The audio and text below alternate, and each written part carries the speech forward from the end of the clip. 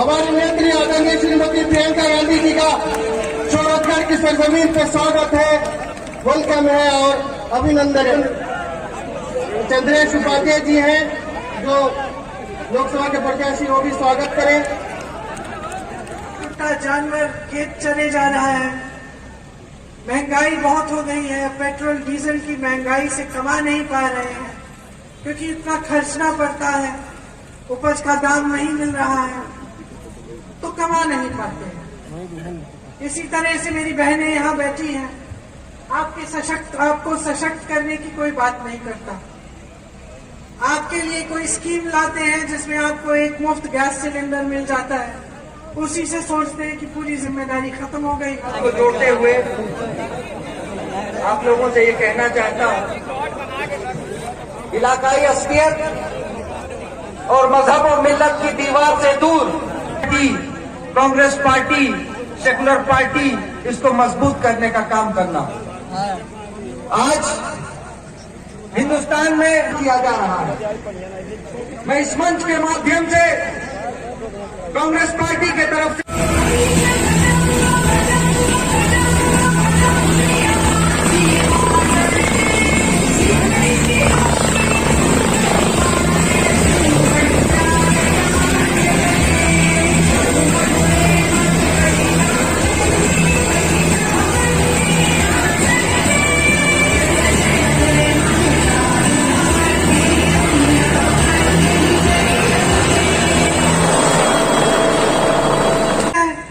बड़ी शिकायत है मेरी।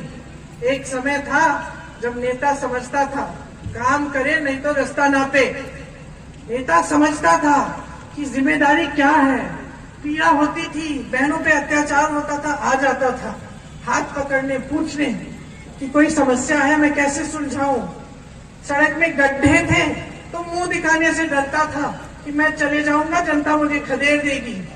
बाढ़ आती थी, अगर वो मदद नहीं करता था तो डरता था कि अगली बार नहीं जा पाऊंगा। एक समय था जब नेता आपसे कंधा मिलाकर आपके साथ संघर्ष करता था, आपकी समस्याओं को समझता था, क्योंकि वो जानता था कि अगर नहीं करेगा, अगर समाधान नहीं ढूंढेगा, अगर आपके लिए सेवा का काम नहीं करेगा तो आप निकाल दोगे।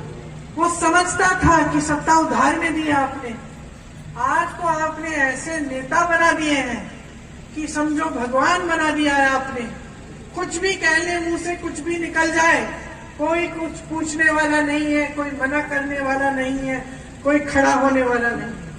और ये समाजवादी दल और बहुजन समाज पार्टी के नेता जो घर पे पूरे समय आराम करते हैं, विपक्ष के नेता हैं, अरे सरकार वाले नहीं आए, उन्होंने समस्या खड़ी कर दी तो कम से कम आप तो निकल जाओ, आप तो लड़ो, आप तो आवाज उठाओ जनता की। लेकिन ये भी आलसी हो गए, ये भी जान गए कि भैया चुनाव आएगा, समाज का ध्रुवीकरण होगा, एक समाज का एक तरफ उधर जाएगा वोट, एक तरफ हमारे पास आ जाएगा। भारतीय जनता पार्टी और समाजवादी पार्टी आपके वोट धर्म और जाति के आधार पर मांगते हैं, ये आप अच्छी तरह से जानते हैं। जब आपके सामने आते हैं, कोई धर्म की बात करता है, कोई जाति की बात करता है, कोई दोनों की बात करके आपसे वोट लेकर आपसे सत्ता चाहता है। और चौथी पार्टी कांग्रेस पार्टी जो ना आपका धर्म पूछ रही है, ना आपकी जाति पूछ रही है, सिर्फ ये कह रही है कि हम आपको विकसित बनाना चाहते हैं, हम चाहते हैं कि आप आत्मनिर्भर बने, हम चाहते हैं कि ये नौजवान जो यहाँ पे खड़े हुए हैं बेरोजगार ना हो, इन्हें रोजगार मिले। हम नहीं चाहते कि यहाँ से पलायन हो, हम नहीं चाहते कि यहाँ से जाकर कहीं और किसी बड़े उद्योग में, किसी दूसरे जिले प्रदेश में आपको नौकरी ढूंढनी पड़े। हम चाहते हैं कि यहाँ उद्योग बने, यहाँ पे आपको नौकरी मिले, यहाँ पे आपको रोजगार मिले।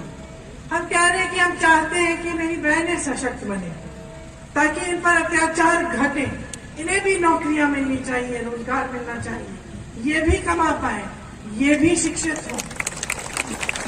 किसानों के लिए भी हम कह रहे हैं, हम चाहते हैं कि आप आगे बढ़ें, आपको सारी सुविधाएं मिलें, ऐसे कानून न आए इस देश में, जिससे मेहनत आप करें और फायदा कोई बड़ा बड़ा उद्योगपति करे।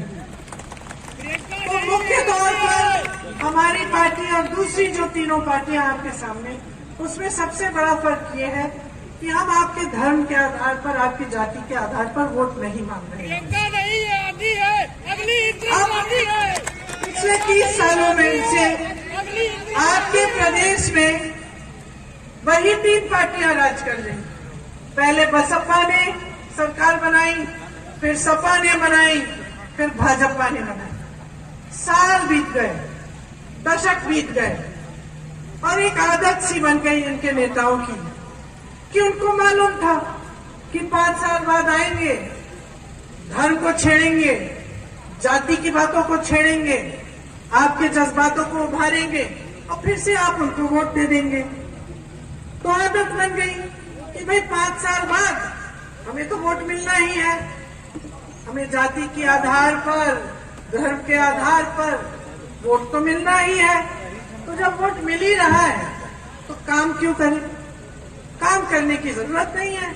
आजकल तो पब्लिक पूछती ही नहीं है, हम धर्म की बात कर ही लेते हैं। आपसे बड़ी शिकायत है मेरी